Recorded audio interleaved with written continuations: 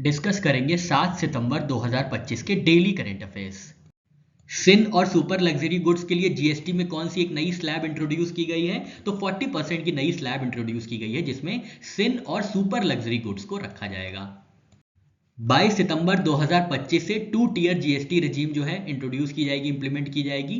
पहले 4 स्लैब्स होती थी जीएसटी में, 5% की, 12% वाली, 18% की और 28% की। अब इन 4 स्लैब्स की जगह सिर्फ 2 स्लैब रहेंगी। इंपॉर्टेंट है, ध्यान दीजिए, 5% की स्लैब और 18% की स्लैब। और उसके अतिरिक्त एक और स्लैब रहेगी 40% की स्लैब, जहां पे सिन और सुपर लग्जरी गुड्स को रखा जाएगा। अब स्पेशल 40% जो स्लैब है उसमें क्या क्या होगा, जैसे टोबैको प्रोडक्ट्स हो गए, पान मसाला, गुटखा, शुगरी बेवरेज, लग्जरी आइटम जैसे कि yacht, high and motorcycles, premium cars, तो ये जो चीजें हैं ये 40% स्लैब में आएंगी। बाकी जो स्लैब हटा दी गई हैं वो है 12% और 28%। अब कौन सी बची? 5% और 18%। इसको लागू किया जाएगा 22 सितंबर 2025 से।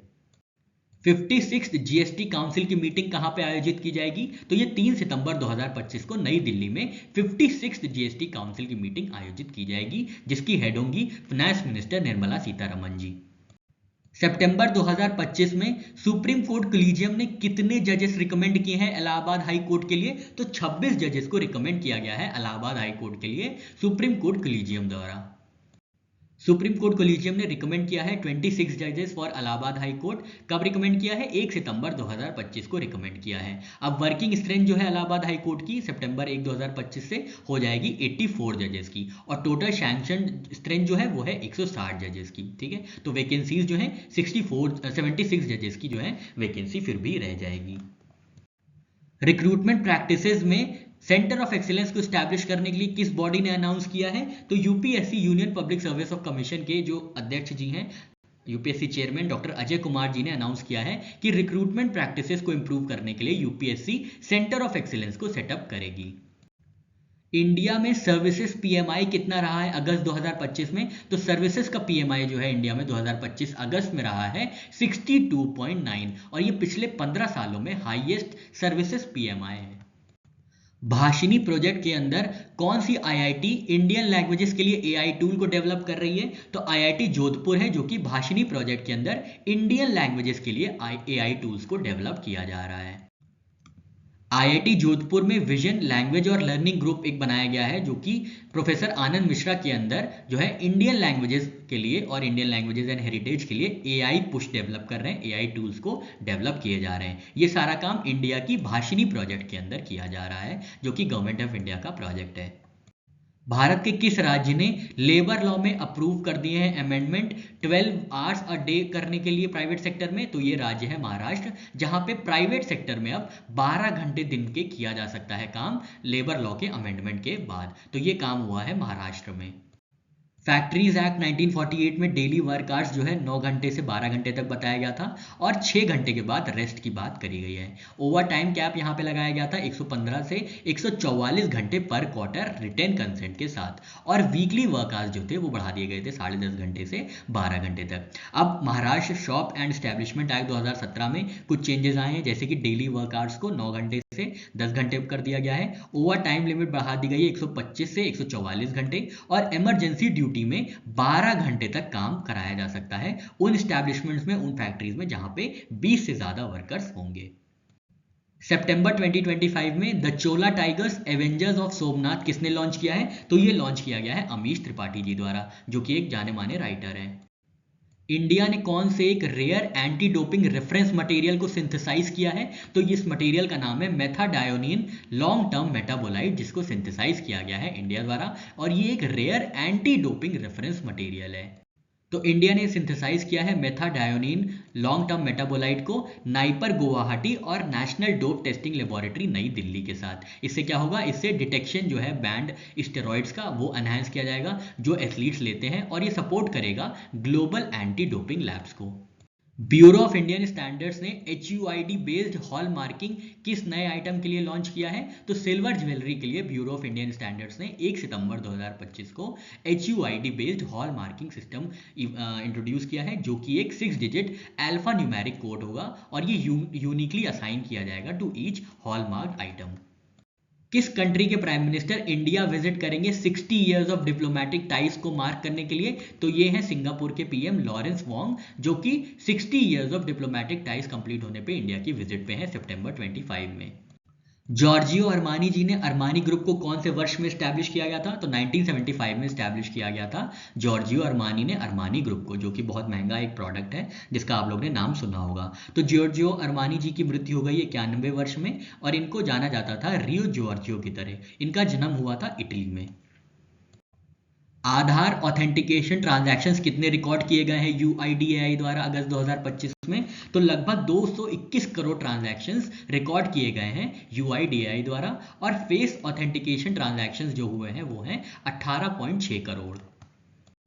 पेरिस एग्रीमेंट आर्टिकल 6.2 के अंदर किन दो कंट्रीज ने जॉइंट क्रेडिट मैकेनिज्म के लिए हस्ताक्षर किए हैं, साइन किए हैं? तो ये दो कंट्रीज हैं इंडिया और जापान, जो कि जॉइंट क्रेडिट मैकेनिज्म के अंदर इन दोनों कंट्रीज ने एमओयू साइन किया है for climate action. India European free trade association का trade and economic partnership agreement effect में कब से आएगा? तो 1 अक्टूबर 2025 से ये trade and economic partnership agreement India और यूरोपियन फ्री ट्रेड एसोसिएशन के बीच इफेक्ट में आएगा। इंडिया और ईएफटीए का trade and economic partnership agreement sign किया गया था 10 मार्च 2025 को। ईएफटीए में जो ब्लॉक मेंबर्स हैं वो हैं स्विट्जरलैंड, आइसलैंड, नॉर्वे और लिechtenstein, और इसको स्टैब्लिश किया गया था 1960 में अंडर स्टॉकहोम कन्वेंशन। अब इन्वेस्टमेंट कमिटमेंट्स क्या क्या हैं? तो $100 बिलियन का इन्वेस्टमेंट होगा ओवर 15 ईयर्स, 15 सालों में $100 बिलियन का इन्वेस्टमेंट होगा, और पहले डिकेड में, पहले 10 वर्षों में 50 बिलियन होगा, और फिर नेक्स्ट 5 ईयर्स में $50 बिलियन इन्वेस्ट किए जाएंगे। और जॉब क्रिएशन कितना होगा? तो 1 मिलियन डायरेक्ट जॉब्स जो है क्रिएट किए जाएंगे इंडिया में इस ट्रेड एग्रीमेंट के अंतर्गत, जिसको इंप्लीमेंट किया जाएगा, इफेक्ट में जो आएगा 1 अक्टूबर 2025 से। फिस्कल ईयर 26 के क्वार्टर 1 में इंडिया का एफडीआई इनफ्लो कितना बढ़ा है? तो 15% से बढ़ गया है, और अब टोटल एफडीआई जो फ्लो हुआ है क्वार्टर 1 ऑफ फिस्कल ईयर 26 में वो हुआ है $18.62 बिलियन का। टॉप सोर्स कंट्रीज जो रही हैं इंडिया के एफडीआई की, वो रही हैं यूएसए, जहां से $5.6 बिलियन आए हैं। सिंगापुर सेकंड पे है जहां पे $4.59 बिलियन आए हैं। मॉरिशस थर्ड पे है with $2.08 billion investment in India. Sector wise trends देखें तो कंप्यूटर हार्डवेयर एंड सॉफ्टवेयर में सबसे ज्यादा एफडीआई आया है क्वार्टर 1 में, और स्टेट वाइज एफडीआई डिस्ट्रीब्यूशन की बात करें तो कर्नाटका जो है हाईएस्ट रिसीवर है, सेकंड पे है महाराष्ट्र, थर्ड पे है तमिलनाडु। वर्ल्ड बॉक्सिंग चैंपियनशिप 2025 कहां पे आयोजित की जाएगी? तो ये लिवरपूल यूनाइटेड किंगडम में आयोजित की जाएगी। ये पहला एडिशन होगा नई गवर्निंग बॉडी के अंदर, जहां पे both men and women competition को एक ही साथ आयोजित किया जाएगा। तो world boxing championship Liverpool United kingdom में आयोजित की जाएगी। 7 सितंबर 2025 को प्रोफेसर वी के गोकाक अवार्ड से सम्मानित किसको किया जाएगा बेंगलुरु में? तो आनंद वी पाटिल जी हैं जिनको प्रोफेसर वी के गोकाक अवार्ड 2025 से सम्मानित किया जाएगा 7 सितंबर 2025 को बेंगलुरु में। किसके लिए? To his contribution to children's literature, बाल साहित्य में कंट्रीब्यूट करने के लिए आनंद वी पाटिल को यह सम्मान दिया जाएगा। 4 सितंबर 2025 को मिनिस्ट्री ऑफ माइंस के सेक्रेटरी कौन बने हैं? तो किसको अपॉइंट किया गया है? तो पीयूष गोयल जी, जो कि आईएएस ऑफिसर हैं, इनको मिनिस्ट्री ऑफ माइंस में सेक्रेटरी के पद पे अपॉइंट किया गया है, और ये जगह लेंगे श्री वीएल कांता राव की। और इससे पहले ये इनकी प्रीवियस पोजीशन क्या थी? तो ये नैट ग्रेड, जो कि नेशनल इंटेलिजेंस ग्रेड है, मिनिस्ट्री ऑफ होम अफेयर्स में, वहां पे सीईओ थे, और अब ये सेक्रेटरी हुए हैं मिनिस्ट्री ऑफ माइंस में श्री पीयूष गोयल जी। किन दो प्राइम मिनिस्टर्स ने जॉइंटली इनॉग्रेट किया है PSA Mumbai terminal Jawaharlal Nehru port का फेज 2 सितंबर 4 को?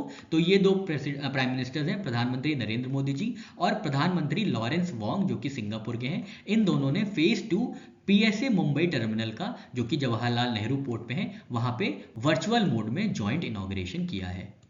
4 सितंबर 2025 को रॉयल भूटान बुद्धिस्ट टेम्पल का इनॉग्रेशन कहाँ किया गया है भारत में? तो राजगीर बिहार में रॉयल भूटान बुद्धिस्ट टेम्पल का इनॉग्रेशन किया गया है भूटान के पीएम शेरिंग टोब्गे और यूनियन मिनिस्टर किरण रिजिजू द्वारा। 4 सितंबर 2025 को किस कंट्री ने बैन किए हैं 26 अनरजिस्टर्ड सोशल मीडिया प्लेटफॉर्म्स, जैसे कि फेसबुक, व्हाट्सएप, इंस्टाग्राम? तो ये कंट्री है नेपाल, जहां पे 26 अनरजिस्टर्ड सोशल मीडिया प्लेटफॉर्म्स को बैन कर दिया गया है। सितंबर 2025 में रेलवे एम्प्लॉयज के लिए इंश्योरेंस बेनिफिट्स के लिए किन दो एंटिटीज ने एमओयू साइन किया है? तो ये है इंडियन रेलवेज और SBI state bank of India, जहां पे इंश्योरेंस बेनिफिट्स प्रोवाइड करने के लिए रेलवे एम्प्लॉयज को एमओयू साइन किया है। अगस्त 2025 में कौन सी पब्लिक सेक्टर अंडरटेकिंग ने 644 करोड़ के डिफेंस और टेक्नोलॉजी ऑर्डर्स को प्रोक्यूर किया है? तो ये जो पीएसयू है ये है भारत इलेक्ट्रॉनिक्स लिमिटेड, जिन्हें 644 करोड़ के डिफेंस और टेक्नोलॉजी ऑर्डर्स सिक्योर किए गए हैं।